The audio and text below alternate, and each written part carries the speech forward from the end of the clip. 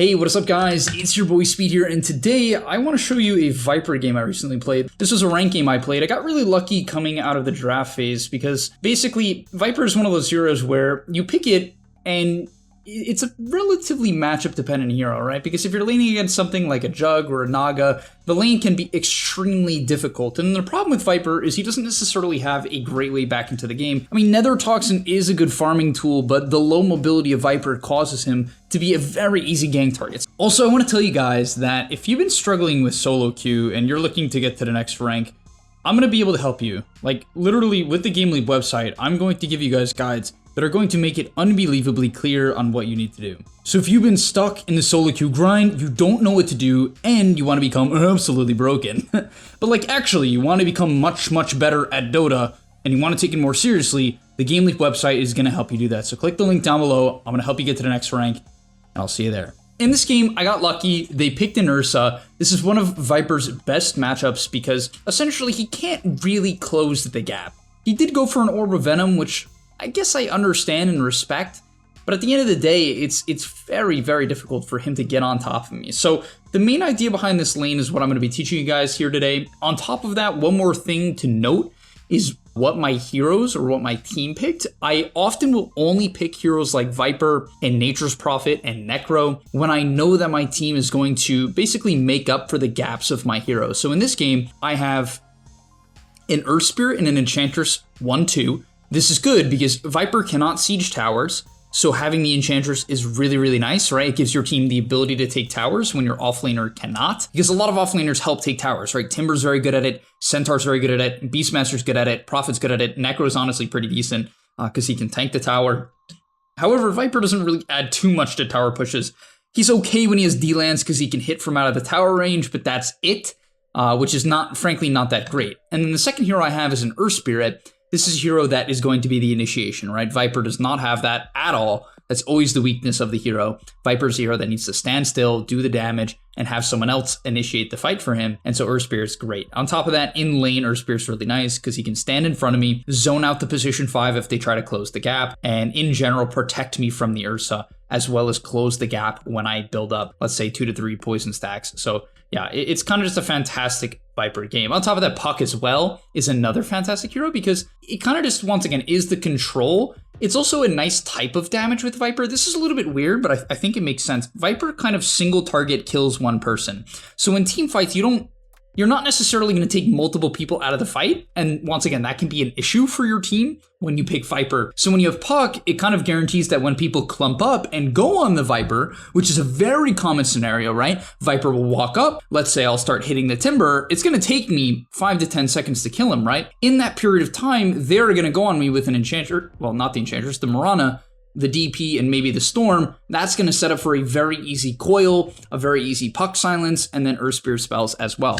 So these counter initiators that have high mobility are really nice with Viper. You don't necessarily want to play with like a mid hero that's slow in most games, but in general, the biggest thing about Viper is the laning stage. Now, first things first, the main thing you want to do as Viper is really double down on hitting the carry if they don't have a dispel. In general, you want to identify who threatens you and poke them as much as you can when you can. Because how Viper works is you're a 275, 2 armor range hero, right? 275 movement speed. And so if you do not slowly win the trades, at some point in time, you'll die, right? Because until you're level 3, you actually don't man up very well. Your hero actually mans up extremely poorly. So it's all about putting that early pressure onto the carry when they can pressure you, so that at the level 2 spike that Viper usually will die at, they're already low HP. And this is a big thing, right? I want you guys to understand this. At level 2, as I was saying, that's when you die, right? Ursa's gonna kill you, right? Ursa's gonna have his Q, Orb of Venom, or, his W and Orb of Venom. He's gonna get on top of me, and I'm probably going to die, right? Same thing with the DP. She's gonna have then her Pointed Spirit Siphon, and both of them can double down and commit on me. At level 1, they can't really do enough. If they try to commit on me at level 1, honestly, they're just going to tank the wave, not do enough damage. I'm going to be able to disengage and kill them on the way out. So that's what you have to think about. Therefore, once again, chip a lot at level 1, double down on the level 1. At level 2, be a little bit cautious. You're pretty weak, right? And then again, at level 3, you can get aggressive again. And that's kind of the timings you want to look for. On top of that, another thing I'm going to be looking to do is get the wave back. because if I get the wave back coming into level 2, then they also will not be able to pressure me. So I don't know if I do that here. Maybe I do. Okay, the wave's already actually pushing in because of what happened earlier. You'll see me specifically not look to use anything at any sort of nether toxin at level 2 as well, which I'll get into in a moment. But in general, I'm going to look to kill this range creep. Then I'm going to deny this, and I'm then going to keep the wave back. I'm not going to start auto-attacking, right? Instead, Earth Spirit actually pulls aggro. That's a really good play by Earth Spirit to start denying up this range creep. And I'm going to look to stay back as well. And now, as I eventually deny this range creep, it's going to keep the wave somewhat back. We're able to hit level 2 first as well, which is quite nice due to, I think I have 3 denies. Yeah, I have 3 denies. But once again, I think hopefully I pull the wave back here. I should pull the wave back here. Yeah, here we go. Okay, perfect.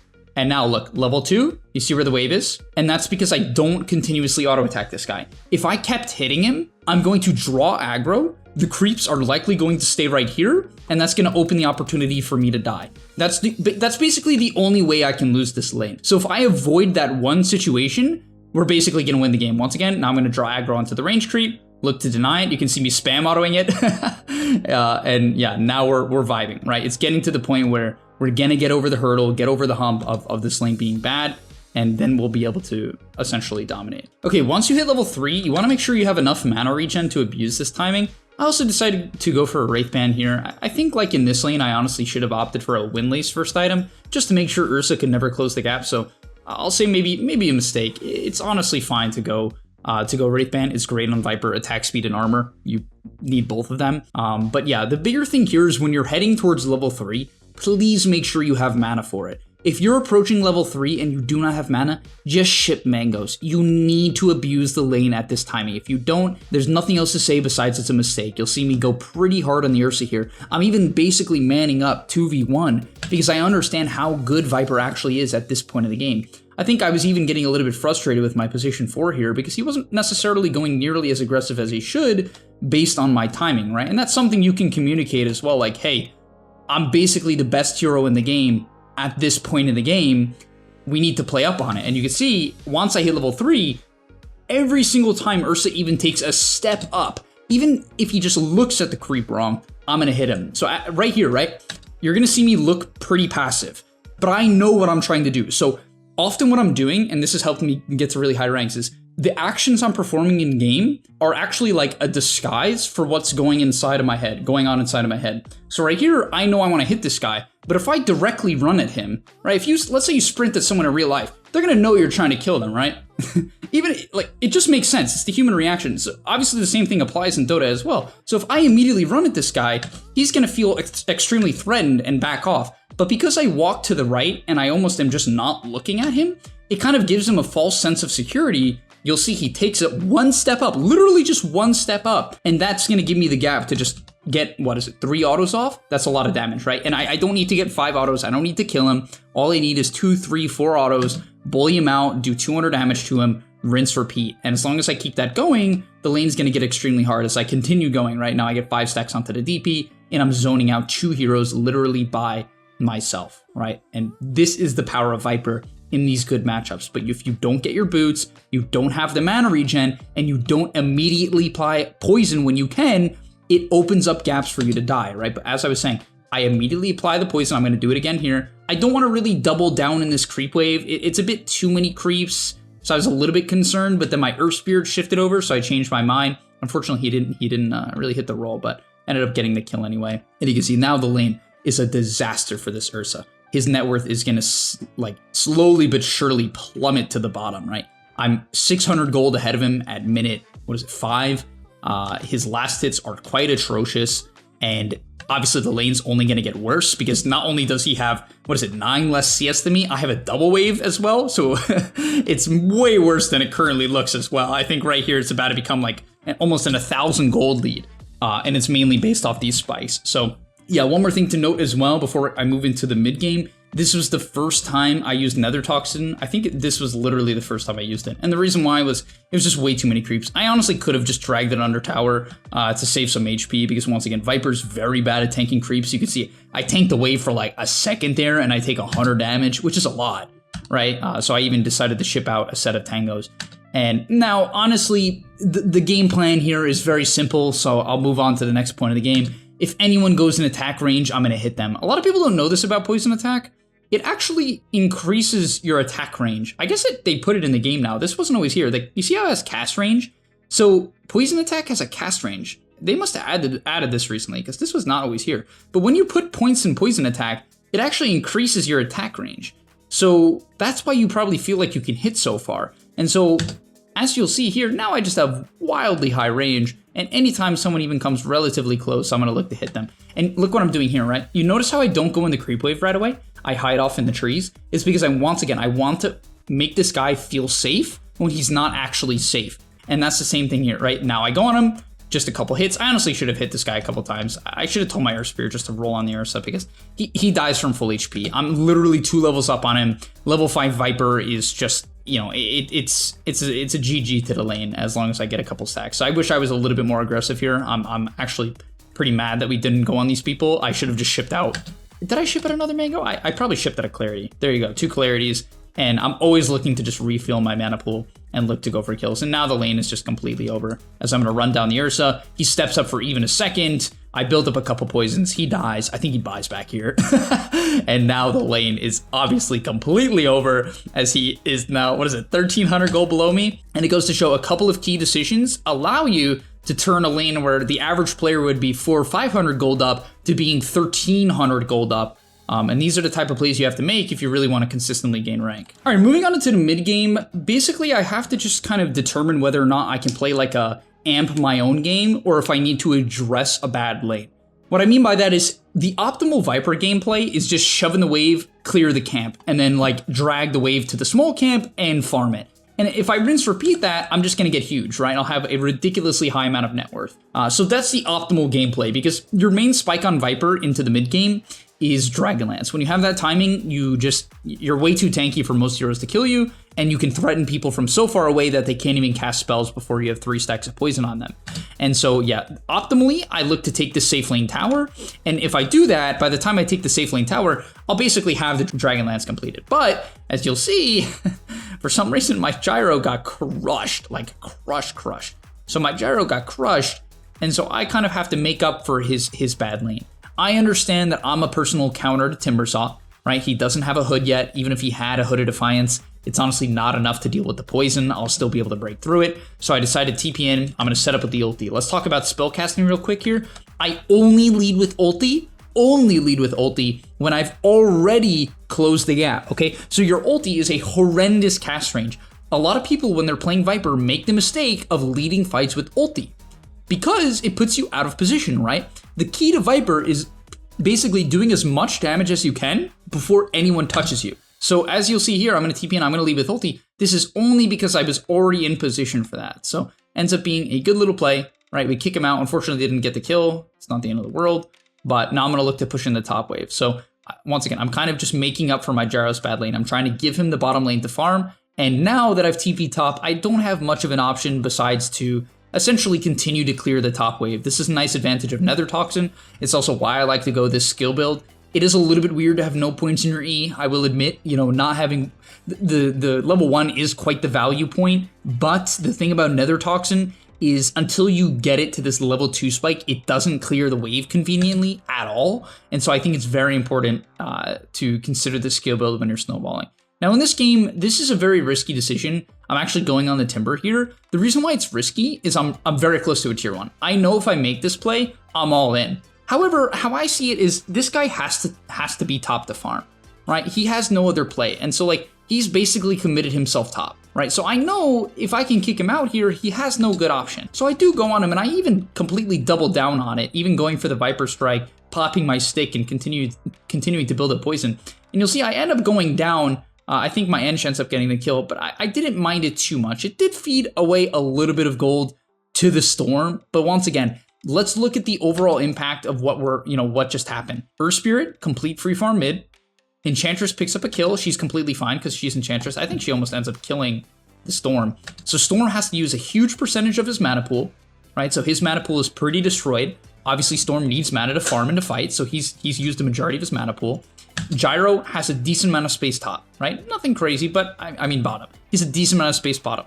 And so would I always recommend making a play like this?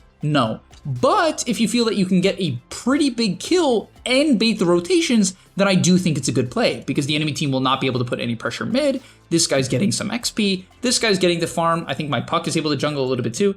And one thing you have to be a little bit afraid of when you're making plays like I just did is people will make the play I just made for no reason when they could just like do it with the Earth Spirit or do it with the puck. Because if I had puck or Earth Spirit with me, then I probably don't even die. So a lot of the time when you're playing Viper, you want the +1. For instance, here, I ping the Enchantress. I'm like, okay, let's potentially kill this guy. So I clear the top wave. We were looking to fight. This is probably the biggest fight of the game. I end up getting gone on here, and let's look at the execution. So as I get gone on, I have to really not panic. The biggest thing people do wrong in general in Dota is when they get initiated on, especially on tanky heroes like Viper, they panic. Look at my item build. I'm on Strength Treads, I have a wand, I have raindrops, and a lot of stats. I'm incredibly strong at this point in the game. The worst thing I could do is try to run away. Viper is slow. You do not move as this hero. You're like the slowest hero in the game. I actually think you're a bottom 3 or 4 movement speed hero out of 100 and something heroes in Dota. And so when I get gone on, I'm not going to run away. I'm going to man up. So I Q, and now I'm going to try to auto attack and generally shift away from them. So I honestly think I should have stepped to the right here. This is even a good learning experience for me as I'm looking at the replay. Instead of manning up to the left and trying to commit too hard onto this Timber, I should adapt to the DP positioning. Why? Because DP is a busted hero. Unfortunately, most supports would not threaten me here at all, but it's Death Prophet, and so he ends up going on me, but now, in between autos, I'm going to move back to the right. As I get silenced here, I identify that I do not want to solo tank the Exorcism, so I'm going to shift to my Enchantress. By doing that and not having to tank all of it, I'm going to be able to avoid the majority of the damage. I'm able to avoid the Chakram as well, get down a really nice Nether Toxin onto the Timber here, and I'm able to keep myself alive, which is why this switch to the Power Treads, the Raindrops, and Wand is so important. If I don't do these things or have these items and I'm greedier, then I would be dead here and the fight would be completely different. But instead, I'm able to build up, I think, like 3 or 4 stacks of poison on the Timber. That ends up killing him, right? Chipping him down. And it ends up being a really good fight for my team as they committed Exo as well. All right, next up, let's talk about the major timing that is BKB. So this is basically where the game ends. And I think it's very important to understand your hero's function when you have BKB. The first thing you have to keep in mind is BKB is an item you have to activate, of course, right? And so I have to not like face plant into, let's say, a Marana Arrow or a Storm Zip into an Ursa Jump. That would be a bad idea, right? So that is absolutely not what I'm looking for with this BKB timing. In general, the BKB timing of Viper is best used as a sort of a bait, right? It's best used where they commit on you hard, they think they can kill you, you pop the BKB, and you're able to turn. And I think we'll see that actually in a moment here as I think I get gone on in their triangle. Yeah, like right here, this is kind of a good instance of that. So I think they didn't check that I have BKB, but I'm able to pop it now. And because of that, I'm able to sort of just man up here, right? And because of this BKB timing, unfortunately, I'm still dying to Exo because, you know, Death Prophet level 12, pretty fun hero. But because of this BKB timing, I think we end up killing the Storm as well. Yeah, and so this is that timing. This is exactly what you want. You want them to take a long time trying to kill you on the BKB timing, and you want to be close to teammates. Don't really separate too much from heroes. Basically, you need to play around mid, so the main gist of Viper without bots is you play mid. If you go the bots build that you'll see a lot of pros build, then you should be consistently in the side lanes, Nether Toxining. When you go treads, if you do that, you're an easy pick-off target, and you're never going to be able to really fight with your team or put pressure, so keep that in mind. I go treads build here. I just wanted to man up and create space for my gyro. I didn't feel like I needed to push in side lanes with an Ench, with a puck, with a gyro. Plenty of heroes who already are going to do that and take up that space. So I think my item build this game is honestly basically perfect because it addresses what my team needs me to do in this game. And as I was saying, play around mid. Over and over again, I'm just going to play mid. So I think here I'll end up just TPing. Okay, I TP top, but after I do that, I'm going to immediately shift back towards mid. I do not want to double down on top. I want to get back to where my team can make a play, and I think we end up making the game-winning smoke play here in about 5 to 10 seconds. Yeah, so right here. Okay, so we smoke it up, and now all I have to do is just frontline. I understand that I'm not the main damage dealer. The way I played the mid game was I was not going from camp to camp to camp, farming. Some games I'll do that. If my team has a bunch of space creators, heroes that don't soak space, and are just gonna, you know, essentially allow me to take the gold, I will take the gold. And you should take the gold as Viper. Your hero scales very well. You have a great shard, your level 20 talent, and the 8% poison attack magic resistance reduction talent is fantastic. And so you can take the space. Once again, if you're going to do that, play the side lanes more. You can even consider going bots. That's not my role this game. Once again, my role was to build a bunch of HP. I even buy the fluffy hat as my first item for the 4-staff. Obviously, it's not going to change that much, but you get the gist, right? You get where my mentality is. And I'm just going to walk up this hill because I know that it's a little bit difficult for them to kill me from full, and they absolutely do not want to go on me. If they go on me, if Storm goes on me, he will have to pop a BKB to try to kill a Viper. Ursa doesn't have BKB, so he basically can't even go on me. And same thing with Timber. If he goes on me, he's gonna just kind of put himself out of position. So you might be wondering, then who can go on you? That's the point. No one can really go on me. So I break out into the fight. They initiate. They're gonna look for the gyro. They actually hit a big arrow into the gyro, which nearly could have lost us the fight. But at this point, all you need to do as Vipers identify who cannot dispel the poison.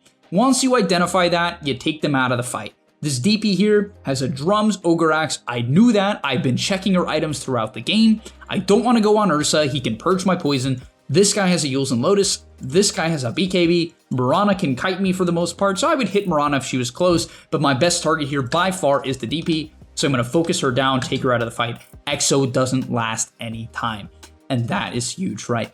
You know, it's killing in pause 5, but it's a big kill. After that, I'm just going to go for the, my ulti onto the Ursa. Notice how the ulti was not the priority. All right, I'm going to replay this. The ulti is not the priority. Everyone prioritizes it. Every time I watch a 3 or 4K game, they leave the fight with their ulti. It's horrible because not only is Dispel not even that good, frankly, you're not building poison. Like, the biggest value of your hero is when you hit someone 5 times with poison, they have 50% magic resist reduction. That's what you have to keep in mind. Every other spell that hits them is hitting them for 50% extra damage. That's a ridiculously high number. And so that is why when I go on DP here, I think she just explodes to a bunch of nukes. I think she died, like, the cooldown probably did, like, what is it, 500 damage to her? Let's see. Right. Yeah, you can see the cooldown. I mean, that's way higher than it usually would be, right? Way, way higher because she has resistances, right? That was I mean, it's almost a pure, it's actually above pure, right? Because the average resistance is, it says she has 7% right now. I don't know if she's piped or, it's besides the point. Essentially, she just gets shredded, taken out of the fight. And then when the Ursa is close to me, I ulti him, and now the fight is a complete disaster. And all right, that's going to be all for today's video. Hopefully you guys learned a lot. This is a hero that I think is quite difficult and a lot of people grief on because if you don't understand the spikes in the lane, you're going to kind of throw the game. And then if you don't understand your role in the mid game and how to approach the fights, and you over prioritize your Nether Toxin and your ulti, which in reality you should be using generally only after you've built up 3 or 4 stacks of poison. The majority of players, it's crazy. You watch them lead a fight, they just chuck down their Nether Toxin. The enemy walks out of it, it's like, okay, great, you've just wasted a fantastic spell. Where if you build up a couple stacks of poison and then you Nether Toxin them, you actually get value out of the spell. And so that is how you need to look at Viper. Nonetheless, thank you guys so much for watching. I hope you enjoyed. I'll see you in the next one, and I'm out. Peace. And that's all, but remember, before you leave, come on, before you tune out, subscribe to the GameLeap website where we are going to help you get to the next rank. If you're stuck, click the link down below, and I'm out. Peace.